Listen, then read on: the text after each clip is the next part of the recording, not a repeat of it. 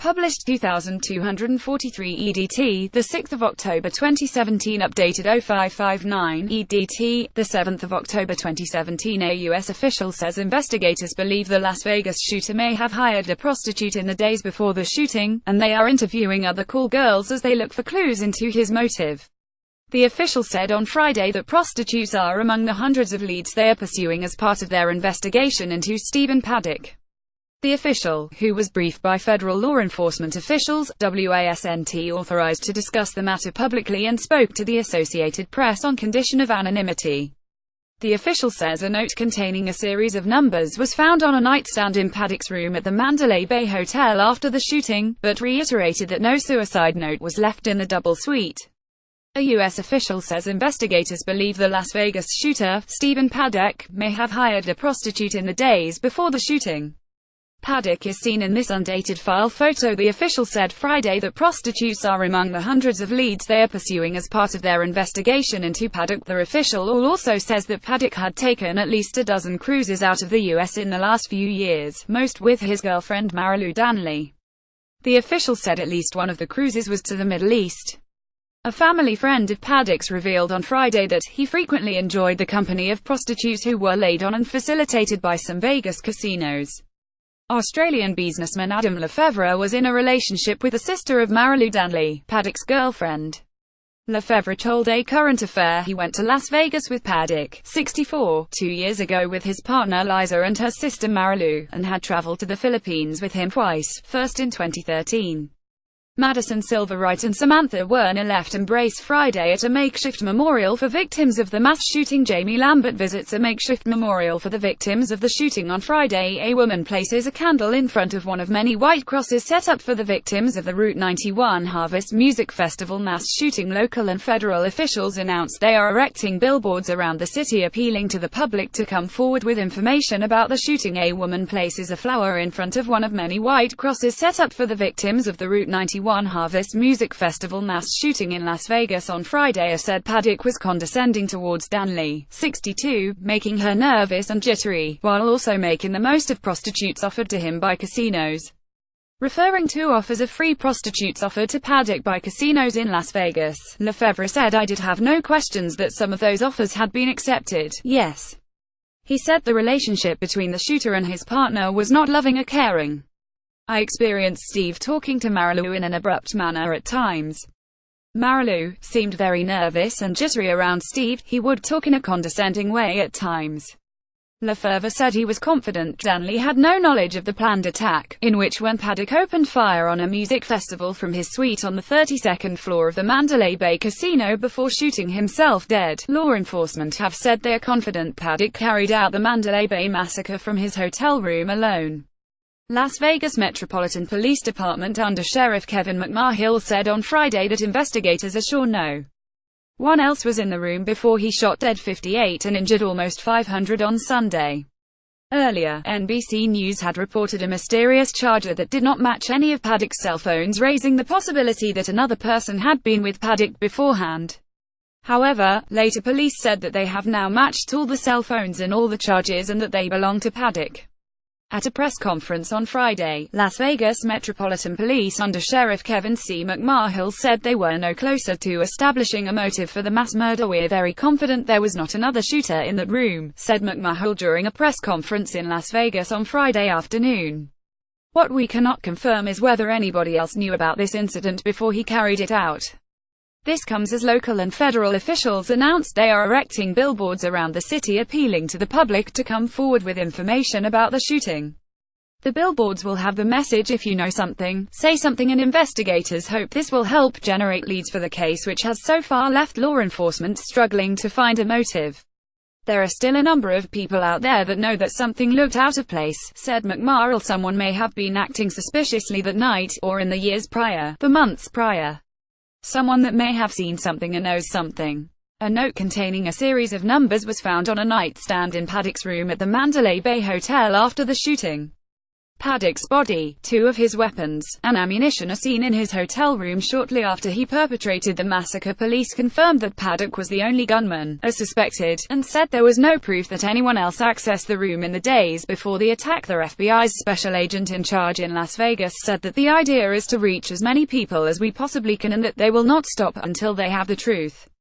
But at the press conference on Friday, McMahill said detectives were no closer to understanding what motivated Paddock's killing spree. To date we have run down well more than 1,000 leads in this investigation. Some of it has helped create a better profile into the madness of this suspect, but we do not still have a clear motive or reason why. In the past, terror attacks or mass murder cases, motive was made very clear by a note that was left, by a social media post, by a telephone call that was made. Today, in our investigation, we don't have any of that uncovered. I wish we did. He confirmed that Paddock was the only gunman, as suspected, and said there was no proof that anyone else accessed the room in the days before the attack.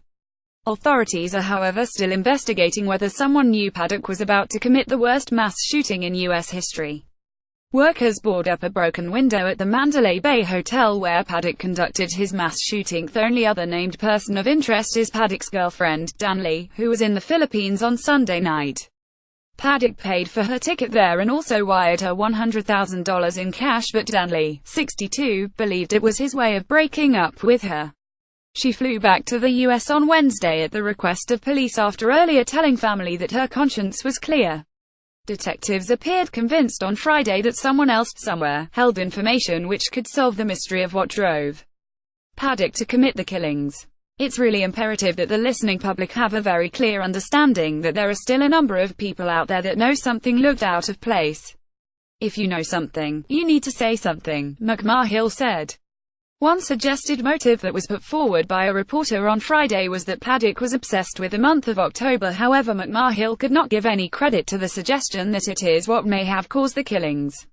He said they were keenly pursuing his medical records to verify reports that he was taking prescription drugs and had potentially deteriorated into mental illness. At Friday's press conference, detectives also gave further detail about some of the explosives that were found inside Paddock's car, which was parked in the hotel parking lot. It contained 50 pounds of tannerite, an exploding target which triggers mass explosions when shot at. It is made out of ammonium nitrate and aluminum powder. McMahill said he did not know what Paddock planned to do with the material, but said it had not been modified in any way to turn into an IED as was reported. He also dismissed claims that someone else accessed the room using Paddock's keycard while his Hyundai was not in the parking lot. Detectives are working through voluminous amounts of surveillance footage from inside the hotel, he said, but have so far not been able to find any other suspect. It was also revealed that hotel security guard Jesus Campos, who alerted police to Paddock's specific location after being shot in the leg when he disturbed his killing spree, was on the floor investigating an open door on one of the rooms. McMahill did not say whether it was Paddock's room which triggered the alarm, but he offered a clearer picture of how Campos found himself in the firing line. Jesus Campos is a true hero. He was dispatched to what they call a door alarm on the 32nd floor, he said, clarifying that such an alarm was issued when a door was left ajar. He went up there to investigate, and as he was doing his job diligently, he came under fire from our suspect.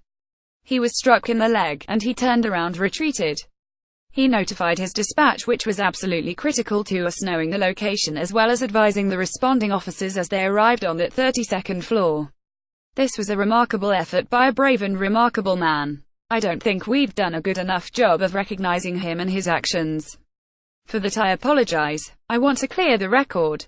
He is an absolute hero, McMahill added. The undersheriff also dismissed, again, the repeated claims from ISIS that Paddock carried out the attack in the name of Islamic terror. The FBI also announced on Friday the launch of a designated campaign to the public for information. Police are not yet able to tell the survivors who abandoned their belongings at the concert venue as they fled the scene when they will be able to retrieve them. Members of the FBI walk among piles of personal items at the scene of the mass shooting on Friday. We have thousands of pieces of property left on the field that day. We are diligently looking at ways to catalog it, collect it and find the mechanism to return it, but we're still days away from allowing that to happen, he said. The Route 91 Harvest Festival was not the first music event Paddock targeted. In August, he rented hotel rooms overlooking the Lollapalooza Festival in Chicago, which Malia Obama attended with friends.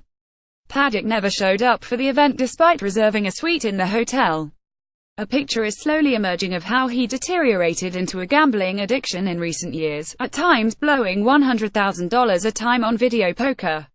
Paddock, whose family said made millions through real estate deals, was considered a low roller but spent enough in the casinos that he frequented to be treated favorably by staff.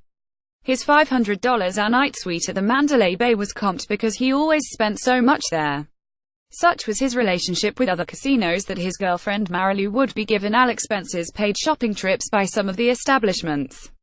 Paddock and Marilu lived in a $400,000 home in a retirement community in Mesquite, Nevada.